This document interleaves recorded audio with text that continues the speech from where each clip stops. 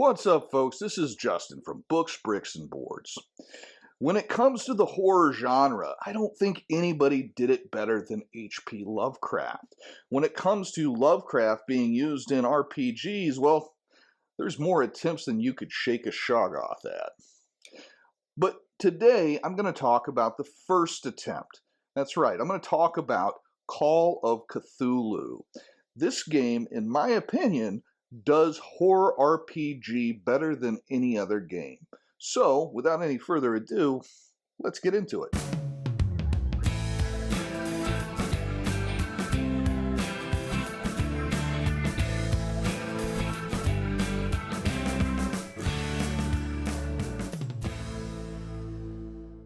If you are enjoying the content, please be sure to like, share, comment, and subscribe, as that will feed the most evil and unpredictable of the great old ones, the algorithm. If you want to dig a little deeper into the Books, Bricks, and Boards mythos, head on over to Books, Bricks, and Boards University Discord channel, where you'll meet a group of investigators that would put Harvey Walters to shame. Link in the description. History of the game. Cthulhu has been an inspiration in role-playing since all the way back to the earliest days. Gygax, being a fan of the pulp stories of Lovecraft found in Weird Tales, he found his way into Gary's legendary Appendix N of the Dungeon Master's Guide. Unlike many of the other authors in Appendix N, Lovecraft's entry mentioned no specific titles, implying anything by him would be worth a read. That's a really good idea. This is pretty significant, as the works of H.P. Lovecraft were nowhere near as well known in the 70s and early 80s as they have become now, in no small part due to their inclusion in gaming culture. While a mention of Lovecraft in the original DMG was significant, a year later, in 1980, TSR released Deities and Demigods, a book covering historical and literary mythologies translated to Dungeons and Dragons. Within the pages of that book's first printing, there was a section devoted to the Cthulhu mythos. While some of those stories had been around since the late 1920s, this was the first time that many gamers had been properly introduced to the monsters that sprang forth from Lovecraft's twisted mind. Many of those same gamers would dive headfirst into his works and become lifelong fans of the Cthulhu mythos, so named for the first well-known work within that universe, The Call of Cthulhu, a short story dating back to 1928. While players got an inkling of what the Great Sleeping Octopoid was about in D&D, he only came out of his Cyclopean tomb with a later release by Chaosium in 1981. Greg Stafford had taken the opportunity to acquire the rights to use the Cthulhu mythos for an RPG from Arkham House, and after a failed first attempt that was not released, he enlisted the help of Sandy Peterson, whom had already done some writing for Chaosium on works previously. Under Peterson's steady hand and with some input from the folks at Chaosium, it was decided to use the existing basic role-playing system that powered RuneQuest. Being a D100 roll under system, it made the core mechanics quick and easy to interpret at the table, requiring less cross-referencing of tables than many of the RPGs of the period. This, combined with the familiarity of the 3D6 attribute system, Call of Cthulhu had a familiar but different vibe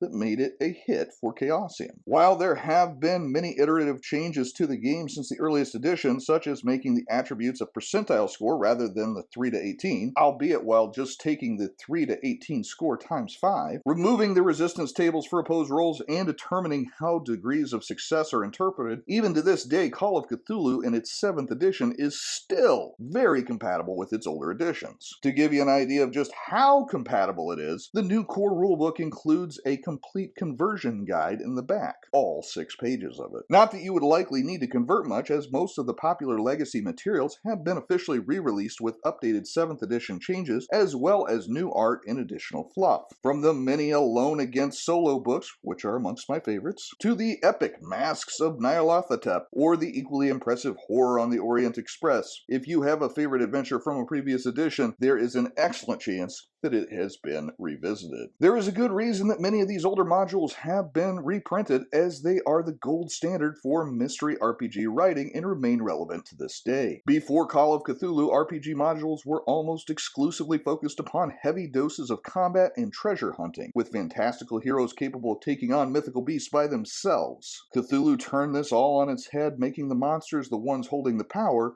and the focus being placed upon solving mysteries to try to prevent horrible inevitable events from transpiring against incredible odds and generally with very fallible and imminently mortal protagonists. Many a power gamer would find themselves wondering just what went wrong after their investigator became so much thin paste against the stucco of a proximal building or were reduced to a blubbering mess of insanity.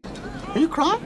After peering too deeply into the depths of the Mythos. Call of Cthulhu RPG has been so popular that there have been numerous different official implementations of the system, covering medieval, western, pulp, and other takes on the cosmic horror genre. Besides those official Chaosium versions, the system has also been licensed out for other RPGs like Delta Green, a modern government agency take on the game. And the Mythos has been used in several entirely different systems like Savage Worlds, Gumshoe, D&D, and others. One thing is certain, if you can imagine a way to depict the Mythos, it has been done in some form as a tabletop RPG at this point. The core mechanic. Part of the beauty of the game is in the simplicity of its core mechanic. For any action that has a possibility of failure that an investigator takes, they roll a d100, looking to roll lower than or equal to an attribute or skill. These rolls will typically be looking at skill values, but in the event that no skill covers the action, then you would default to an attribute in its place. Since skills and attributes both have values between 1 and 100 in the 7th edition of Call of Cthulhu, it matches up quite nicely to the skill roll mechanic. If the action is particularly difficult, the keeper, as that is the term for GMs here, may require that a hard skill roll be made. In that case, the required roll would be half the skill or attribute roll. Similarly, they could require an extreme skill roll, which would require a roll of 1/5 of the skill or attribute value. Rolls of 96 to 100 will always result in a fumble, and a 1 will always be a critical success. When dealing with opposed rolls, both characters would make their skill roll and compare success levels, with a hard roll beating a regular or an extreme roll beating a hard roll, and so on and so forth. This all becomes extremely intuitive, and fret not about doing these calculations on the fly, as the investigator sheet has a place to record the half and fifth values for each skill and attribute. In addition to the aforementioned, bonus and penalty dice can be applied to account for conditional factors such as range, cover, or movement in combat, or exceptional versus inadequate tools while trying to repair that old Model T. This, in practice, is simply rolling an extra tens die for each bonus or penalty, and taking the lowest for bonus dice or the highest for penalty dice, remembering that you want to roll low. Since bonus and penalty dice cancel one another out, you will never need to worry about rolling both at the same time, but you can have multiple bonus or penalty dice on a given roll. Combat. While combat might be a great option in most RPGs, it will almost always be a last resort in Call of Cthulhu. This is for a number of factors, but chief amongst them are the relatively low and never-increasing hit point totals, as well as the fact that many of the horrors that you will face are far beyond the ability of your investigators to dispatch without ridiculous amounts of luck or preparation, often both. That said, the combat mechanics in the game are actually quite good. You have an initiative determined by a dexterity score and modified significantly if you have a readied firearm, with the highest scores going first and tiebreakers determined by the relevant skill being used by the combatant. Each investigator engaging in combat will have some choices to make, with melee and ranged combat each having their own quirks. The quick and dirty of the matter is that players will roll against a skill, often a variation of fighting for melee or firearms for ranged, looking to achieve a successful result. Where things get interesting is that each character has one opportunity every round to react. In melee, this allows the defender to choose to either fight back or dodge. Fighting back allows you to use your relevant fighting skill to not only avoid the attack of your opponent, but also inflict a blow of your own. All you need to do as a defender is achieve a better level of success than your opponent, regular, hard, extreme, or critical. The catch is, if you are fighting back, the attacker will win any ties. So if you achieve a regular success, they hit you, and you do not get that free attack. Of course, you could choose to dodge instead of fighting back, which allows you to roll your dodge skill instead of fighting, and additionally gives all ties to the defender, meaning as long as the attacker doesn't get a better level of success than you did, you will completely avoid the walloping that they were looking to lay upon you. Ranged attacks are similar, with bonus and penalty dice applied for things like aiming, movement, cover, range, and firing multiple rounds. A significant change is in how the reactions work. Unless your target is within 1/5 of their dexterity value, they may not choose the fight back option against ranged. They also can't perform a dodge in the same way that they could in melee. In the case of a ranged attack, the target may choose to dive for cover, which allows them a standard dodge skill roll, and if successful, they apply a single penalty die to the attacker's shot, but lose their own action, whether that would be in the same round or the next. Damage. Do you remember how I mentioned earlier that hit points were low? This is where that is going to come into play. With low HP, usually between 9 and 12 for investigators, and weapons that can do that much or more in a single well-placed shot, you won't be just soaking up the wounds and chugging right along. Amplifying this weakness is the fact that healing is extremely slow, and without the traditional RPG bailouts of healing potions and readily available clerics. In the event that an investigator takes half of their HP in a single attack, they receive a major wound, requiring them to make a constitution check or fall unconscious. If they already have a major wound and are reduced to 0 HP, they are dying, and unlike most modern death save mechanics, this one is one and done. So you better hope that your fellow investigator is ready to apply first aid quickly. Additionally, if you ever receive a single attack that equals your maximum HP in one shot, you just die outright. Of course, there are worse things than death in this game. Think dying is the worst thing that can happen to a character in an RPG? Well, then clearly you have not played Call of Cthulhu. Though many have attempted to mimic the sanity mechanics found in Call of Cthulhu, none have managed to so effectively and efficiently gamify the concept as Chaosium. Sanity in Call of Cthulhu, like your other stats, will be between 1 and 100, but unlike the others, it will steadily decline as you are subjected to the extraterrestrial horrors and shocking scenes of Lovecraft's 1920s. In the event that one is introduced to a beastie of the mythos, or even reads the wrong book, they may be asked to make a sanity roll. Typically, there are different amounts of sanity loss for succeeding or failing the sanity roll. Then, if your sanity loss for the event was 5 or more, you must make an intelligence attribute roll. Here's the twist. If you succeed the intelligence roll, you are subjected to a bout of madness lasting 1 to 10 rounds of play, either determined randomly or chosen by the keeper,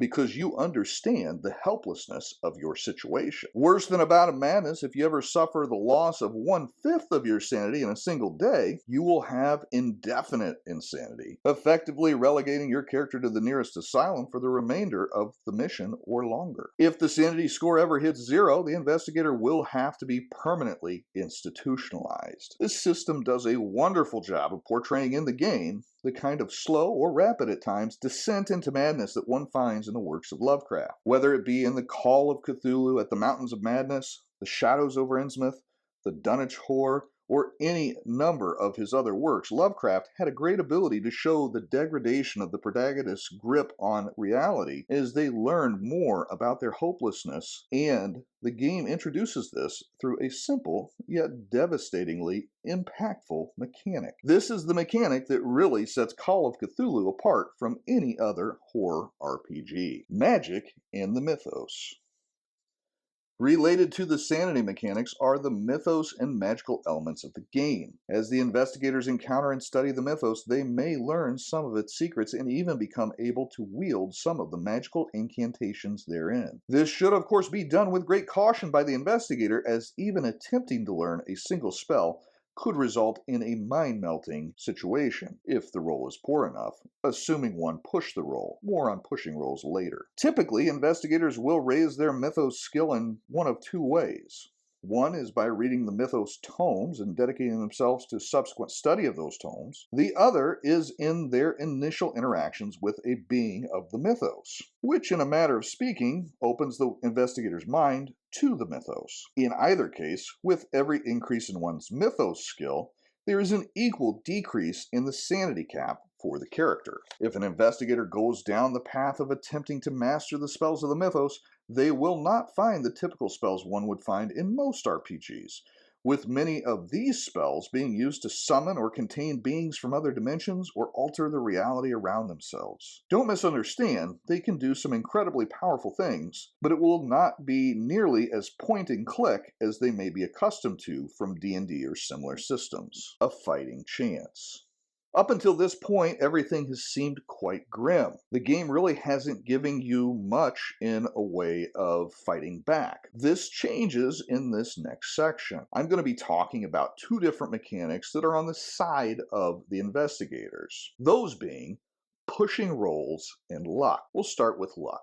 Luck is another attribute which, like the others, has a value between 1 and 100. And like sanity, it is degrading. It starts high and then is spent. You can have rolls against your luck score, but you can also spend luck. By spending luck, you can add or subtract to rolls that you have already made for skill rolls. This gives you a decent chance of being able to hit a successful roll or, with enough spend, force an extreme result. While this is not a get out of jail free card, as by spending the luck you reduce your ability to make further luck rolls, it does ensure that you can get a necessary result in a pinch. The other mechanic working in the investigator's favor is pushing a roll. In non-combat rolls, rolls may be re-rolled a second time by pushing the roll. If you push a roll,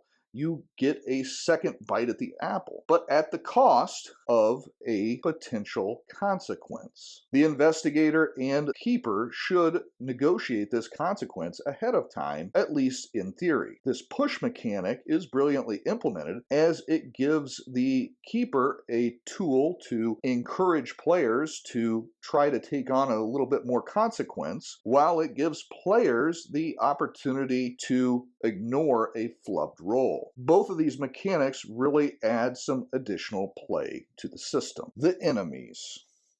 The core rulebook covers a variety of baddies across roughly 55 pages of content, with numerous expected Mythos beasties from Deep Ones, Migo, and Shoggoth to the great old ones themselves. For a little more traditional horror experiences, they included a variety of your standard non-Lovecraftian favorites, including werewolves, vampires, and skeletons. In addition to all of those, they have a nice offering of natural beasts, from bears and wolves to crocodiles and lions. The one thing I was a little disappointed in, they did not include generic stat blocks for human enemies like mobsters, cops, and civilians, whom will, in almost all sessions, be the most common form of enemy that one will stand a chance to go toe-to-toe with. This isn't a huge deal, as you can always remember that 50 is an average human for all stats, so give them 10 hit points and a handful of skills that they are good at, and you're good to go. But it would have been nice to have even a page or two of official stat blocks. Scenarios. Call of Cthulhu is a game that benefits greatly from some pre-written material.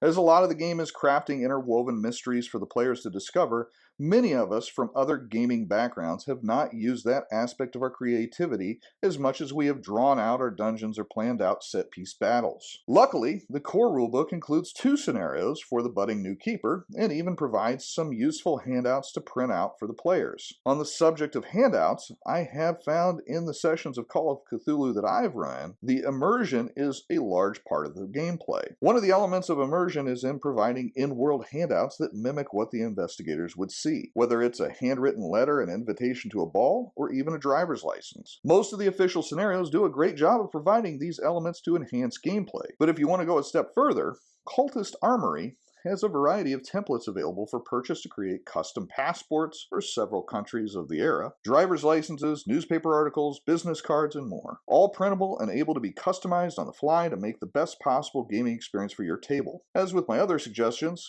I have not received any compensation from Cultist Armory. I just like their products and use them at my table. Beyond the handouts, I have also had some success with playing with some spooky sound effects through a hidden Bluetooth speaker, and probably my favorite element was a session lit only by candles, with one being extinguished from each character that perished, creating an ever more ominous backdrop for the game as the play went on. The starter set.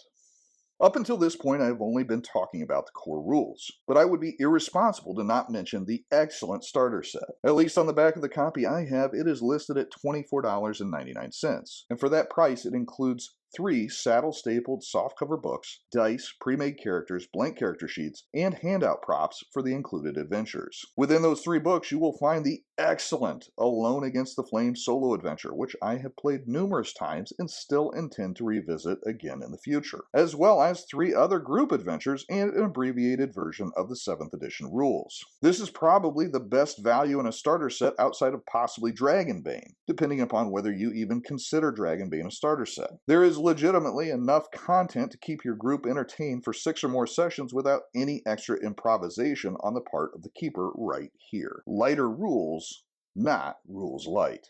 Call of Cthulhu has, as I mentioned earlier, a very easy to play core rules mechanic. This makes it a breeze to teach and simple to adjudicate, even for a relatively new keeper. As a matter of fact, simply by printing from page 396 to page 421 of the core rules, I have everything I need to refer to for quick reference in 95% of all situations that will arise. These rules summary pages include the listings of the goods, services, and weapons of the 1920s and modern era, with appropriate era prices, flowcharts for the combat, damage, and sanity processes, the modifiers for combat, and the rules for healing, all in a very brief and relatively printer-friendly format. This also effectively gives me an extra copy of the rules to hand around the table in case a player needs to read up on how a particular rule works at the table. Summary. If you've been with the channel for a while, you may remember that I did a Call of Cthulhu Buyer's Guide a while back, which was and remains a very popular video in my catalog, with all the additional warts of being one of my earliest videos. You may have wondered why you don't see much Call of Cthulhu on my shelves, or hear me discuss it much on the channel anymore. Well, I can tell you that it isn't because I don't enjoy the game anymore. The fact is, I had to purge much of my collection last year when I was without income for a short while, and my excess Cthulhu was part of that purge. Why? Call of Cthulhu, unlike most of my games, really does provide everything I need to get my enjoyment out of it in only a few items. That doesn't mean those other materials aren't great, because they are, but they aren't essential. For me to get the most out of this game, I need the core rules, a well-written scenario, some dice, and that's about it. For that reason, I held on to my core rules, my starter set, and a couple of more Alone Against scenarios to scratch that solo itch. Would I play a longer campaign-style game like Horror on the Orient Express? 100% I would. That said, my current groups each have some issues with horror games and would not enjoy a long-term Cthulhu campaign. And that's okay, because I have had some great one-shots, and as well, some fantastic solo plays with this game. And that, at the end of the day, is all I ever ask of an RPG to earn its spot on my shelf. Well, we are over 20 minutes at this point, and even so, I have only scratched the surface of this great game. Hopefully, I've given you enough information for you to decide if this is right for you and your table, as that was my goal. If you want to learn more about the specifics of gameplay, check out the amazing videos done by Seth Skorkowski or the Don't Stop Thinking YouTube channel, as both have covered everything I have here, but in much greater detail. Moreover, they cover the topics I didn't, like automatic fire weapons, chase rules, the specifics of magic, and investigator creation. So if you liked what you saw here but want more detailed information, there are some great channels to check out. That's what I think about Call of Cthulhu RPG, but what do you think? Do you think you or your players would be a good fit to go exploring the dark alleys of Arkham? Have you already peered too deeply into the mythos and know more than any mortal should? Tell me about it in the comments section, and until next time, this has been Justin from Books, Bricks, and Boards. Good gaming, and God bless.